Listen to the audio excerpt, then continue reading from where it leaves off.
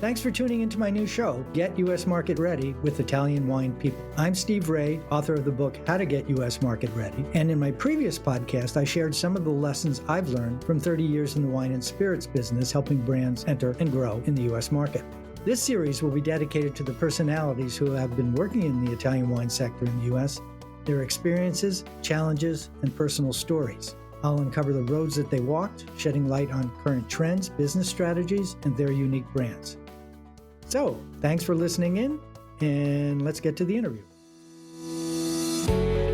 Hi guys, I'm Joy Livingston, and I am the producer of the Italian Wine Podcast. Thank you for listening. We are the only wine podcast that has been doing a daily show since the pandemic began. This is a labor of love, and we are committed to bringing you free content every day. Of course, this takes time and effort, not to mention the cost of equipment, production, and editing. We would be grateful for your donations, suggestions, requests, and ideas. For more information on how to get in touch, go to ItalianWinePodcast.com. Now, back to the show. Hello, and welcome to this week's episode.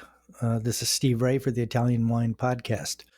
This week, I'm pleased to have as a guest Amy Ezrin, who's a longtime friend in the industry and well-connected in the Italian wine business. Amy, welcome to the show. Hi, Steve. Good morning. Good morning. And tell us a little bit about your background and connection with Italian wines. Well, the long and winding road that it usually brings most of us misfits to this business started, I would say, in restaurants, working in restaurants, both in New York City. And then ultimately I moved to Italy and lived there for about 8 years while I stayed connected to that community. I sort of transferred what was a burgeoning love for French wine onto Italian wine, so that when I left Italy and moved back to the United States in 2005, I knew at that point that I wanted to be in the wine and spirits industry, and more specifically in the world of importing wine to the US. At that point, I was very fortunate to get a job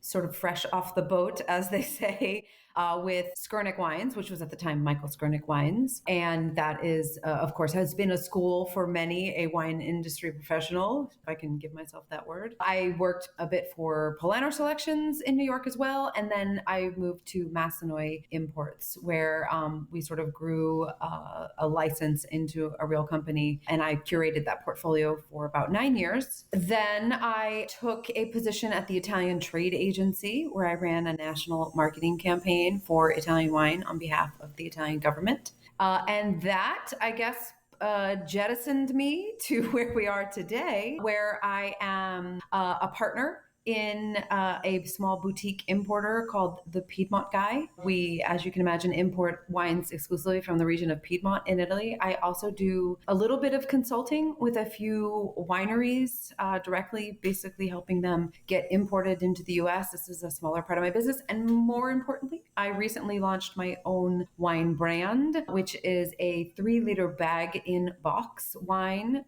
named Sandy Giovese, affectionately after the grape of central Italy, Sandy Giovese. And that is getting out into stores now. Great. And we'll get into that a little bit later in the interview. So speaking of your work at the Piedmont Guy, describe the model. A lot of people, one of the issues people have is, I'm looking for an importer, and they're looking for an import solution.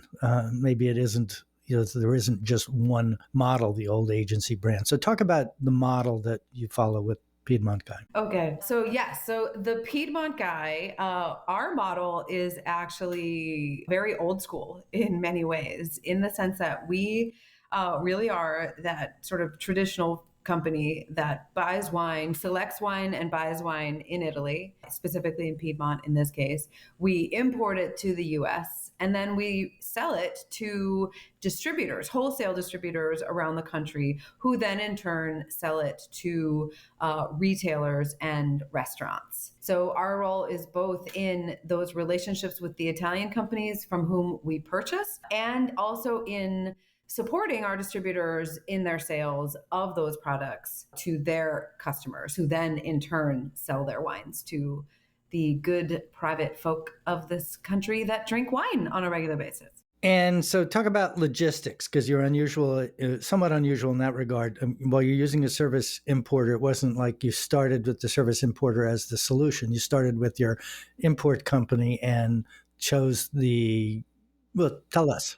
Right, Steve. Well, I don't know. There's a sort of a chicken and the egg question buried in that, which is that we, as the Piedmont Guy, as a small company, I don't know how easy or feasible it would have been for this company to have gotten to where it is today had we not been able to actually outsource our logistics to another company, which in this case would be Imports, based in New York City, also in California. The existence of companies like this, they're not the first. I would argue they might be the best, but a plug for also who are my dear friends, I suppose I should point out. But this is a structural kind of company that's existed for some time, and I think has kind of brought it to the next level, but really opened up a lot of opportunities to small importers and small distributors even, who are trying to sell on a boutique level. The logistics behind importing and reselling, and also even if it's domestic, of course, but reselling alcoholic products in this country is a labyrinthine process. It is incredibly nuanced and it is very expensive. And the cost of maintaining essentially a staff to do that work for you, or really the cost of, let's say I'm just a one-man show, or in this case we are a four-man show, the cost of us to be able to outsource that and focus on what we do on a daily basis, which is buying and selling, means, and it gives us an incredible opportunity. So once upon a time, the role that we play, I think, might have only lain with larger companies, with companies with a larger structure that could be national importers. Now that these kind of services and this kind of structure exists, you see that there are plenty of other companies structured just like ours that are operating in this space thanks to logistics providers. Okay, so let's move on to sales. You've been in the business for a long time. We've had a couple of changes recently with COVID, but let's talk more broadly about how the sales function has changed and how communications happen between you as a importer person. So, everything has changed and nothing has changed, right? We have, I think, collectively all learned a lot of virtual communication skills that we hadn't really developed before. Just the other week, I did a tasting via Zoom. I sent ahead a series of samples to a buyer in Washington, D.C. of a prominent Italian restaurant. And we tasted on Zoom. We had the meeting that we would have had in person via Zoom. And I believe I walked away with 3 glass pours and like 10 new list placements and a huge order for some library wines. So awesome. I didn't have to go to Washington, D.C. I didn't have to travel there. I didn't have to haul my bottles, et cetera, et cetera. And it really worked out great.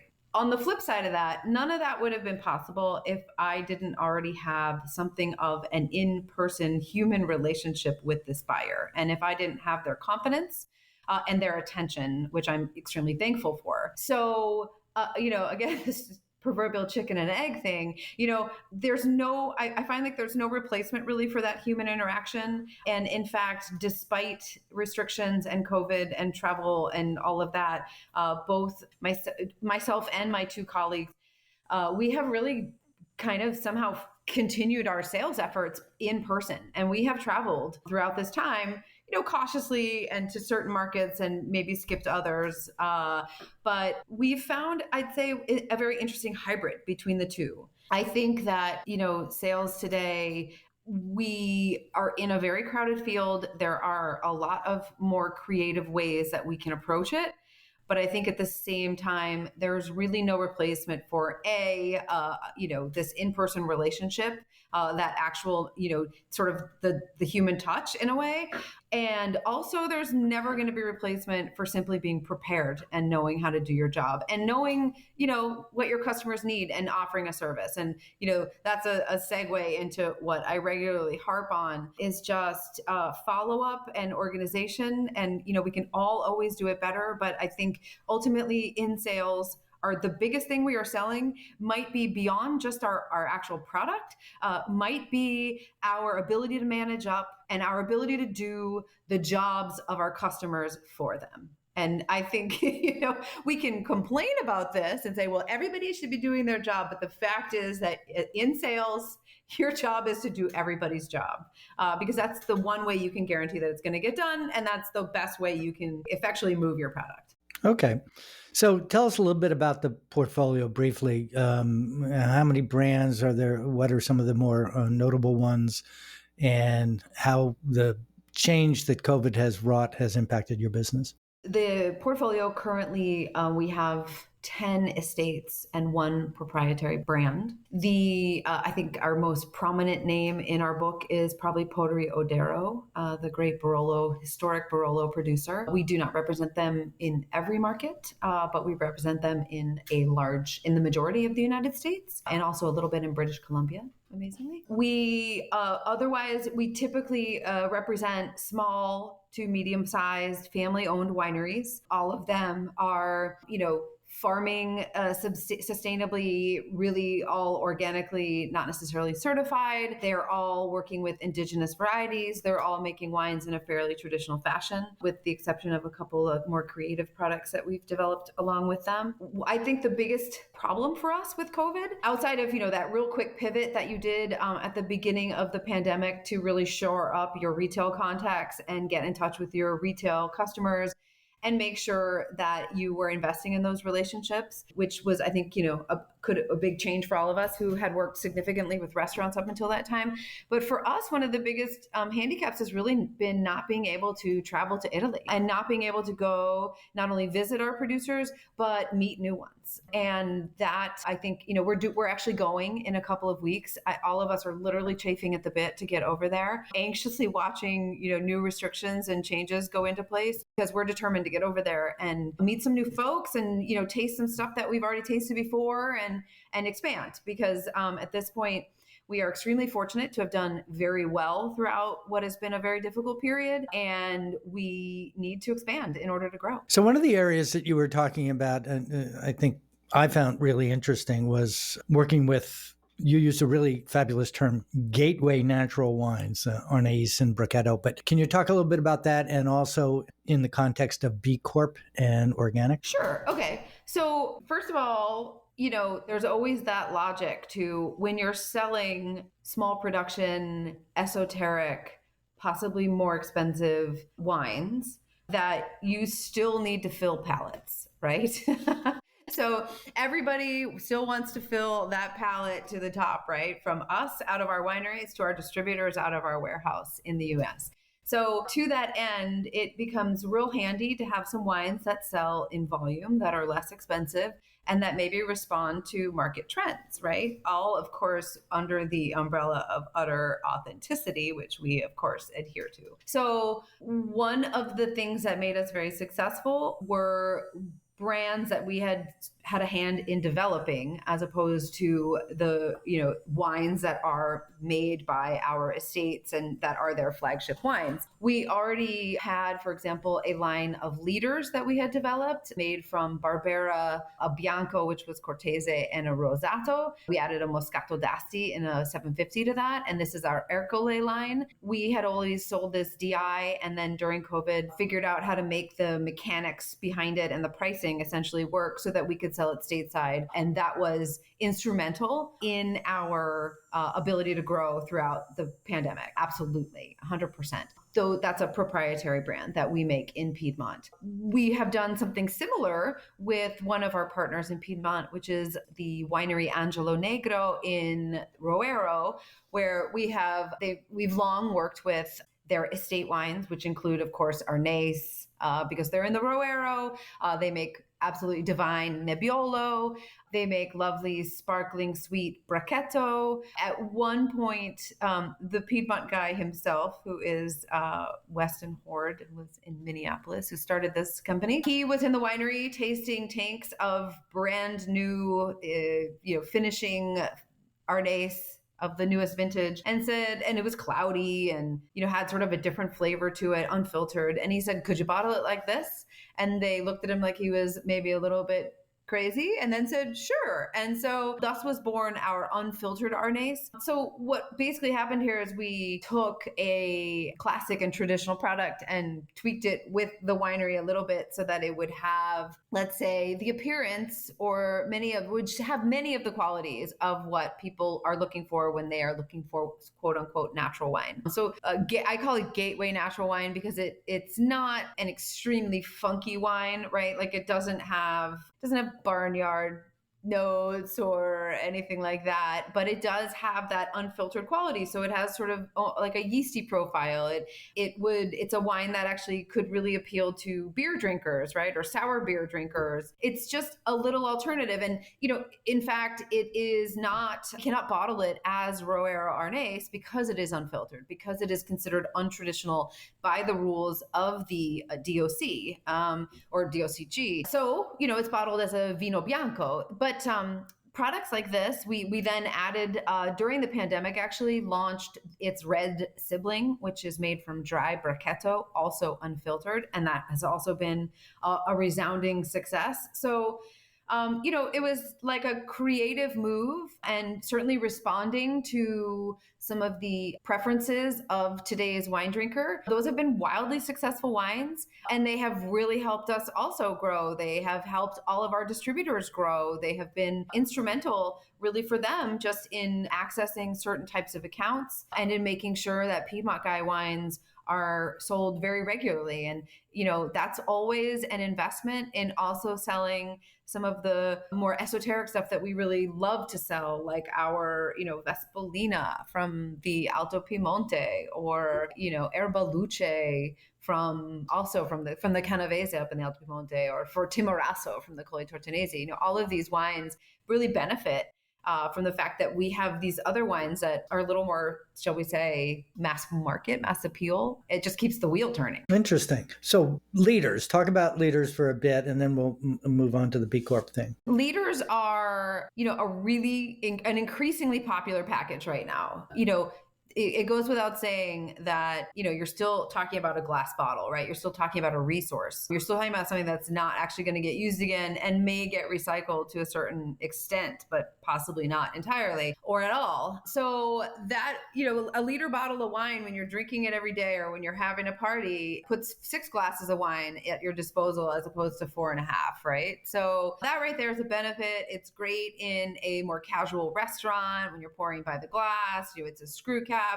Leaders are, increasingly loved, and you see a lot more types of wine coming out in that format. It's funny, some producers are a little hesitant to work with leaders because they see them as being, less important or, cheaper maybe. I would argue that for your entry-level wine, like, why not? It's modern, it's fresh, it's hip, and it's, eco-friendly, more so than that 750. And, they really make sense in a lot of settings. Retailers love them. So, we have these wines and leaders. There's a hilarious picture on our Piedmont Guy, the Piedmont Guy Instagram right now, which was taken from a recycling bin in Manzanita, Oregon, at like the town recycling center. It was literally full to the top of our Ercole leader white, right? These blue labels with a bunch of bottles of Fireball thrown in there.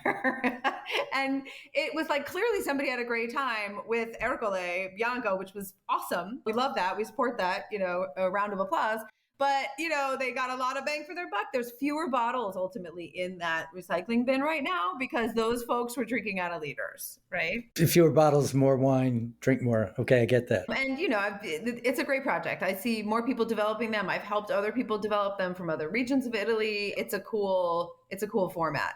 Yeah, when I was working with Austria, we saw a bunch of producers doing that, and they used the beer cap thing too. And I think those were wines that were still throwing off sediments. Some Gründers and so forth. Right. And Austria kind of set the bar for that. Like that, it's really Austrian Gruner. Almost to the detriment of Gruner Veltliner from Austria, serious Gruner Veltliner, because then everybody just thought of it as something that came in a liter. So that's what I think scared the Italians. But I think the Italians shouldn't be scared. They should be doing liters. I think it's a great option. Okay, so let's move on to clean wine, natural wine, organic, sustainable, and now this B Corp thing that I had never heard of that you were filling me in on. Okay, so the leader, I think, is a good segue possibly to other formats, which would be a box of wine, right? And that's where that B Corp conversation comes up. So, going back, taking a step back, first of all, if we want to talk about organic wine, that's one topic. If we want to talk about eco-friendly wine from the perspective of packaging, that's another topic altogether. I honestly think we can tackle organic first, because I think this is a topic that is both tired and also super current, right? Like essential. The consumer, I think we know, doesn't really distinguish necessarily, is certainly, confused a little bit about organic, biodynamic, sustainable. When we talk about wine, I think, it's the whole organic thing is a little just extreme. We've jumped the shark a little bit, in other words. All of my small wineries that I represent in Italy are all farming organically. They're not using chemicals in their vineyards. They're using copper and sulfur diluted, right, to fight off certain diseases throughout the growing season. And they're using them as sparingly as possible. And, that's kind of the end of the story, right? Like, what more do we want other than grapes grown without a lot of fertilizers and pesticides and herbicides and all sorts of other crap being sprayed on them? Okay. After that, certified organic, these become very huge costs, significant costs for a small farm to bear. And often, these folks come in and cause more disruption to a small winery than they help. I won't even, I love the concept of biodynamics, and I love a lot of wines that have been grown biodynamically, which is, of course, like a more, let's say, organic on steroids in a way, right? It's like, it's very dogmatic, right? There's a very certain prescribed set of rules. The results can be very, very interesting. But do I agree that I, as an importer, should have to pay for my own subscription to the certifying entity that oversees biodynamics when my winery has already paid for it and I'm not farming anything because it's a marketing tool? I think we've gone a little too far at this point. What I would say is that we all need to, it comes back to the importer in a way, right? Like, my name is synonymous with what I say about my wineries. If you are concerned that my wine is organic, you as the buyer, right, should believe what I say. And if you don't believe me, then maybe you're working with another importer, right? Like, it's kind of credibility in a way that we represent these small farms. To the average consumer out there, that's a question of, we have to know our audience, right? Like, the person who wants my wines is somebody who I think is already pretty educated about wine, pretty interested in wine. They're already relying on a retailer, most likely, to help them find new stuff. And if they're concerned about a wine being organic, I would expect that they would believe that retailer as much as that retailer would believe me. And it's kind of this chain of, like, what are we investing in here, right? This speaks to the B Corp thing in the end, because just organic doesn't, necessarily mean that you're getting the product you desire. And just because it says organic in some way on the label, it doesn't mean that that's a better product than another. Again, I think we need to look at our sources. What I think is a more interesting topic for all of us in the wine industry and for the consumer, quite frankly, is the packaging, right? Like, when you are talking about a fantastic Barolo, yes, I still want that in a bottle that is a 750 milliliter bottle. I still want it in glass. I still want it with a cork. I want all those things because I want that inert material of that glass. I want that, more or less, that quantity of wine. All of those things stay the same. But when it comes to the wines that we drink on a regular basis, I think we really need to look around at how we are serving ourselves and what we are doing and how that impacts the environment. So liter bottles are great. You just got a whole quarter more, right, of wine, and you used less glass to transport it. Win, right? You are drinking a wine. There's a wine that you drink all the time on a regular basis, that you just keep around. Why not buy a 3-liter bag and box, right? That has 4 bottles of wine inside of it, and that box is 1/10 the carbon footprint, has 1/10 the carbon footprint of that single glass bottle of wine. That's a win for everybody. That's a pretty significant win, right? You mentioned B Corp, which I would say is beyond organic. And then if we, start talking about the product that I've developed in a bag and box, Sandy Giovese, that producer, the producer who makes that wine for me, is pursuing their B Corp certification. And B, as in the letter B, Corp as in corporation. There are multinational companies that have already signed up for this that are not necessarily agricultural companies or winemakers or any of those things. That just happens to be the case of who I work with. It is an overarching certification for sustainability. So if you are an agricultural company, of course, you should be practicing, farming methods that are absolutely sustainable, that do not contain chemicals, that encourage biodiversity, et cetera, et cetera, et cetera. But beyond that, organic's not enough, right? After that, what's your packaging like? What's your packaging's impact on the environment? How do you transport? What kind of vehicles are you using? What are your employment practices? Do you practice fair employment? Do you support your employees? Do you employ a good balance of men and women, people of color, et cetera, et cetera? All of these questions, this is a 360-degree approach to sustainability. And I think that's actually more interesting. Like, let's ask our wineries if they're doing that kind of thing. Let's not just focus on organic as this, word that fixes everything. And beyond that, you mentioned clean wine. This is a cute little tagline that we see these days on wines, and a nice little soundbite that people are using to sell wine. I mean, what the heck does it mean, right? Clean. Did they, is there a dash of Clorox in there that's going to cure your COVID as well? I mean, clean wine, what we're all talking about here, and what every single wine drinking individual could have done, was go to a great retailer and just say, I want a wine that is a little lower in alcohol. I want a wine that doesn't have a lot of sulfites. I want a wine that's artisanally made. I want something that's small production. Ultimately, what do we want? We want farmers market wine as opposed to supermarket wine, right? Clean has no meaning at all, right? Because clean meaning what? There's no extracts in that wine. There's no, minerals in that wine. I mean, no, you want wine as a living, breathing thing, right? Made from real fruit that we have figured out very, very careful ways of preserving and moving around the world so that we can all enjoy it. I think that we should be talking more about, how do I get farmers market wine, meaning small production wine made by small farmers, people that live in their vineyards and that breathe the air that rises off of them in the dust on hot summer days. Like, that's clean wine because those people are living in the middle of it, right? And that's what everybody should be looking for. Just like you're looking for a tomato that actually tastes like a tomato, so you go to the farmer's market. Okay, let's shift gears to a more commercial subject and tell me about the idea behind Sandy. You talked a little bit about Sandy Giovese with the idea of packaging and better for the environment and all that kind of stuff. But it's more than that. Well, it's a big jump you made to create a new product. So this was really born of those moments, those early days of the pandemic when I was, locked in my house in Brooklyn and I hadn't, been out the door for 3 weeks. I actually have a very good friend who owns the company Communal Brands, Melissa Sanders, and she is a queen of wine boxes. She's developed a bunch of wine boxes over time, particularly in France. She has one from Austria, speaking of Gruner.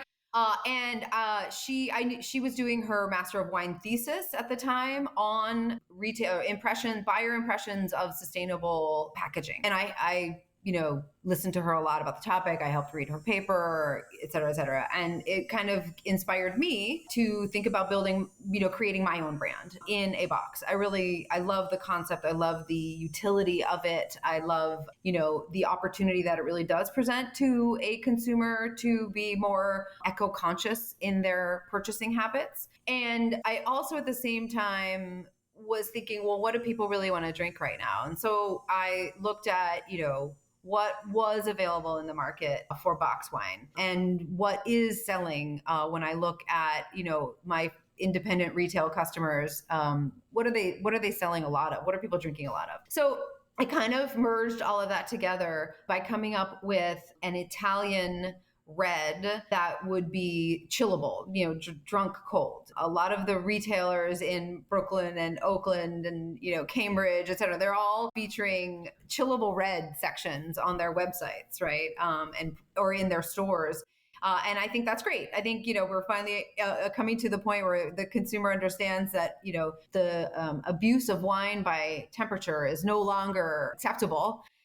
And we all really like to drink red a little cooler. So I just saw an opportunity. I saw a type of wine that didn't exist in a box. And I also see a huge opportunity among people who already drink quality wine, people who like to explore wine, who are somewhat knowledgeable, who live in, possibly in places where they have access to retailers with great programs who are selling really cool stuff. And these people maybe don't always want to open a bottle of wine, right? Like they don't always want a whole bottle of wine, or maybe they won't drink that night because all they want is one glass, or maybe they just want something really, really simple, to have a glass with dinner, and then, they're going to hit the bed early because they have a big day tomorrow. What's around for those people? Not a lot, right? All that was really out there in that space, in that independent retail, fine wine environment, were a lot of Southern French reds, a lot of course, there's all the massive inexpensive stuff, but there just wasn't a big choice. So I thought, okay, here's a space that is ripe for expansion. And I think that I'm not alone. I am confident. In fact, I've already seen that there are a number of new box wine brands coming out that are aiming at that same space. I haven't necessarily seen one that's a chillable Italian red, so I figure I'm a little bit ahead of a trend here. This is, in fact, Sandy Giovese blended with Trebbiano. I was also inspired by a wine in our Piedmont Guy portfolio, Nebbiolo. So I think we're going to see a lot more in that space. And I really think that the education has started. I think there are tons of articles being written about box wine all of a sudden. In fact, I just heard over the weekend that Andre Mack, who you may be familiar with, who his brand is Mouton Noir, and he has a bunch of restaurants in Brooklyn, that he did a piece on box wines for Bon Appetit. And there's going to be a little video about him reviewing a few box wine brands. And apparently Sandy was his favorite. So that's pretty cool. I'm trying to make a box wine that is for people who like good wine, right? People who won't drink Francia or Bodo Box or Black Box, which, by the way, are 3 of the top 10 wine brands in the United States today. So of the 10 top wine brands in the US today, 3 of them are bag-in-boxes. Right? Like that says something to me. That says that the American public is aware of boxes, and that there must be a whole series of people who are like, okay, cool, where's a box that I'm willing to drink? Because they're not going to drink that stuff. They want farmers market wine in a box. Okay. We're running over long on time. Okay. We've come to the end of our session here. One of the things I like to end my interviews with is, what's the big takeaway from all the things that we talked about here today? The advice or the thing that would be of value to someone listening. Obviously, we're people listening are distributors, importers, retailers, consumers, all agencies, all that kind of stuff. Of the things you talked about, what's a big takeaway? Well, gosh, Steve, let's, for the sake of this conversation, assume that we have a lot of folks that are either producers or folks on sort of that exporting side of things. I would say that one of the messages to take away from this is really creativity in your product selection, right? Like, first of all, open-mindedness to all types of formats, I think at this point needs to be had. I think smart wineries are looking at diversifying their products. So you still, make your flagship wine in a glass bottle, great. But what else can you develop that is a product that is a shorter lead time, right? That is a quicker return on investment, but that is, really suited to the market you're approaching today, right? Like that is something that is different, that is ahead of a trend. Don't necessarily be so concerned that it's going to hurt your image. I think more than anything, if you can get your labels and you can get your wine out there in any way, you can get your name out there, that is, in and of itself is more valuable. And also just the, from a logistics perspective, having something that will fill pallets makes it so much easier for your importer and, in turn, your distributor to keep the orders flowing, especially at a time when it's just extremely expensive to get wine on containers and out of Europe and into the US. That's a whole topic we didn't even cover. And difficult. Yeah, we won't go there. Okay, so big thank you to Amy Ezrin of the Piedmont Guy for being our guest this week. Amy, thank you very much. Some really interesting comments there. I sure appreciate your time. My pleasure, Steve. Anytime.